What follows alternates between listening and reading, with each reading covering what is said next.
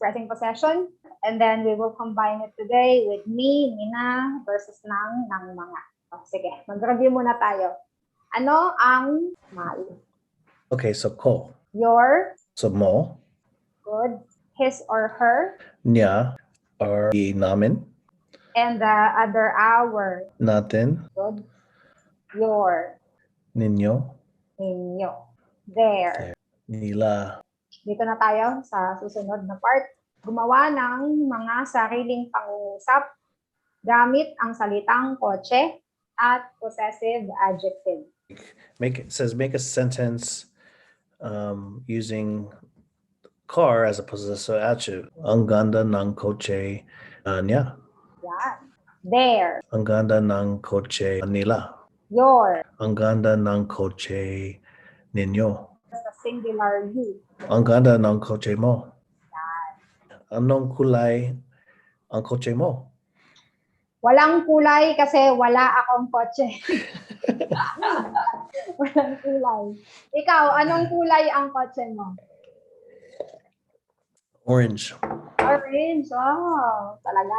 Orange ang kotse ko. Ganda yun. Dito na tayo sa susunod na page.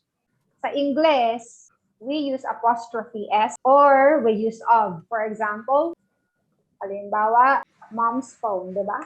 Is equal to the phone of mom. Sa Tagalog, whether it's apostrophe S or of, it's just equal to ni or nang. How to say mom's phone in Tagalog? Phone ng nanay? Phone ng nanay ko. Phone ng nanay ko, that's correct. What is your mom's name? Sylvia. If I say phone, me, Sylvia, what's the difference of nang and ni? Like the proper noun thing. Yan. So proper nouns you need to do ni. Yan. Correct. So just like what we've learned before, there's a personal si, di ba? Ako si, Dara, ikaw si, Joel. Dito, when expressing possession, and we are mentioning the person's name, we use ni. But if we're just using the common noun, like nanay, we will use nang.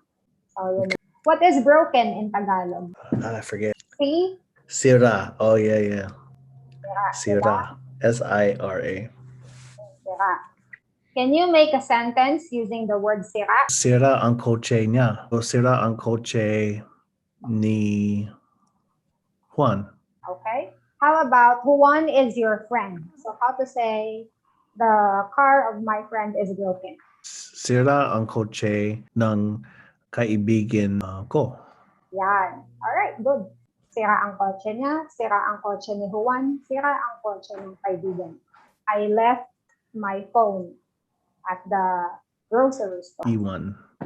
Naiwan ang cellphone ko.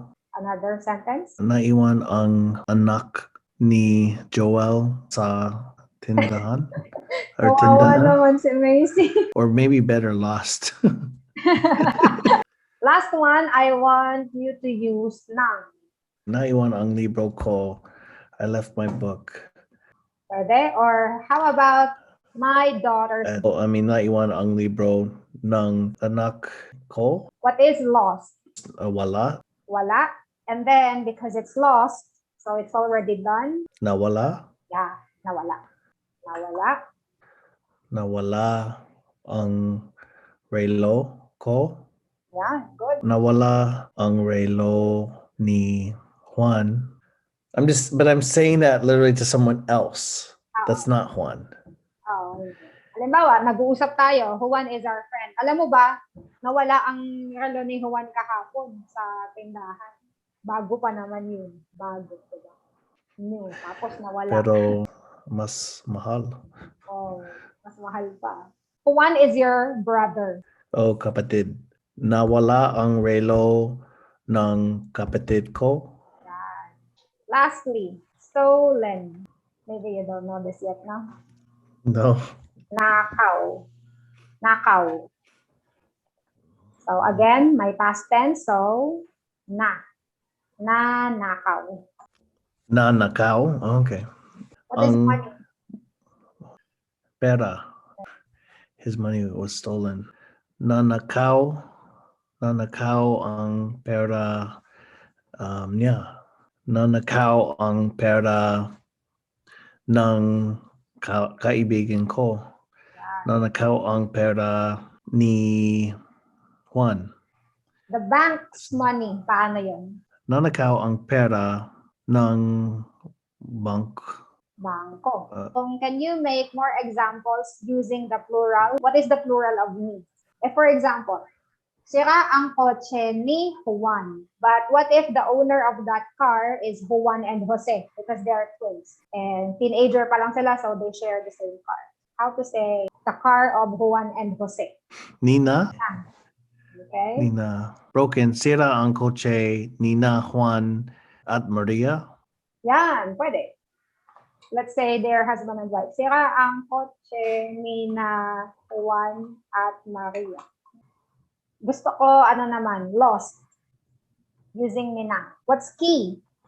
Susi. Okay. Nawala ang susi ng kotse? Nawala ang susi ng kotse ni na Juan at Maria.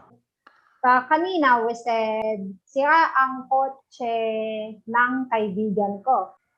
How to say friends? Sira ang kotse ng mga kaibigan ko. Yan, good. Make a sentence using stolen and then ng mga. Nanakaw ang pera ng mga kaibigan ko. People. I want you to use the word people. The people's money were stolen? Yeah. Nanakaw ang pera ng mga tao. So, yan, ang part 1 ng expressing possession. Sa part 2, we will use possessive, not adjective anymore, but we will use possessive pronoun. If my is a possessive adjective, possessive pronoun is mine. And this is equal to acting. No, you don't. It doesn't sound like you like the Zoom yet. Oo, pero ang gusto ko sa Zoom kasi I can use the full screen, no? Tapos eto, ganyan lang. And same yung, pareho yung sukat, yung size ng video natin, unlike sa Skype, no? So mas gusto Yeah, ko. no, it's good. Yeah. I should remember how to do it for my next class. Dahil yung mga previous class ko kanina, hindi ko magawa. Nagamitin yung oras nila. Like, oh, wait lang. Anyway. Yeah, I was waiting for you the whole time in the meeting room, but you didn't know. It's okay. So, okay. Thanks a lot. Have a good weekend. I'll talk to you later.